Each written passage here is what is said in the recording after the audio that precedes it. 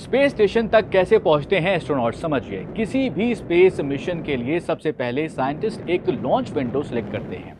अब डेस्टिनेशन चाहे आईएसएस हो या फिर कोई भी सेलेस्टियल बॉडी जैसे कि मून या फिर मार्स, उसी स्लॉट में स्पेसक्राफ्ट को लॉन्च करना होता है। ऐसा इसलिए क्योंकि स्पेस में हर कुछ कांस्टेंट मोशन में है। यहाँ तक कि स्पेस स्टेशन भी स्पेस में पहुंचने के लिए सेलेस्टियल अलाइनमेंट जरूरी होता है। इसके लिए साइंटिस्ट कॉम्प्लेक्स कैलकुलेशन करने के बाद बताते हैं कि किस स्लॉट में स्पेसक्राफ्ट की ट्रैजेक्टरी स्पेस की डेस्टिनेशन ट्रैजेक्टरी से अलाइन हो रही है।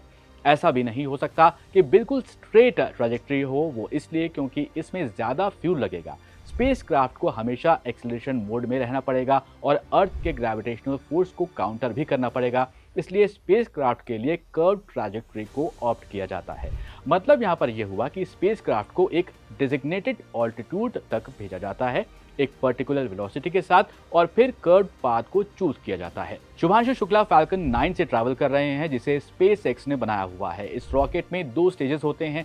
फर्स्ट स्टेज या फिर कहें बूस्टर स्टेज, इसमें 9 मर्लिन इंजन होते हैं। साथ ही इसमें एल्यूमिनियम लिथियम एलॉय टैंक्स होते हैं, जिसमें लिक्विड ऑक्सीजन और रॉकेट ग्रेड केरोसिन प्रोपेलेंट होता है।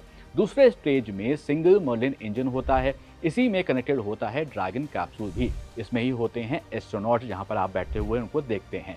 जैसे ही फाल्कन 9 एटमॉस्फेयर के एज पर पहुंचता है तो मेन इंजन जो लिफ्ट करने में मदद कर रहा था अब तक, वो रिमूव हो जाता है। एटमॉस्फेयर से रॉकेट आगे बढ़ता है तो रॉकेट की पहली स्टेज सेकेंड स्टेज से अलग हो जाती है। रॉकेट अपने आगे की जर्नी कंटिन्यू करता है मर्लिन इंजन के साथ। अब यहाँ बचता है ड्रैगन कैप्सूल भी। ड्रैगन कैप्सूल को अब पहुंचना है आईएसएस, जो अर्थ से लगभग 400 किलोमीटर की दूरी पर है।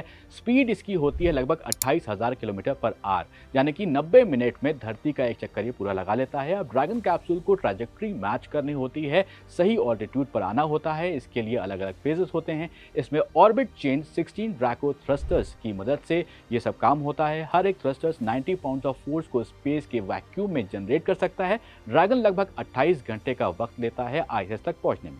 इन सब के बाद ड्रैगन कैप्सूल जैसे ही आईएसएस के पास पहुंचता है, स्पेस स्टेशन से कम्युनिकेट करता है। फिर आती है फाइनल स्टेज, वहां पर उसको परफॉर्म किया जाता है। इसमें स्पेसक्राफ्ट स्पेस स्टेशन के लगभग 200 मीटर के दायरे में आता है। इसे कहते हैं कीप आउट स्फीयर। फिर धीमे धीमे स्पेस स्टेशन के डॉकिंग पोर्ट से अलाइन होता है और फाइनली डॉक हो जाता है। एस्ट्रोनॉट पहुंच जाते हैं अपने डेस्टिनेशन पर। यह सब सुनने में आसान जरूर लगता है, लेकिन इन सब के पीछे है साइंस और ग्रेट साइंटिस्ट।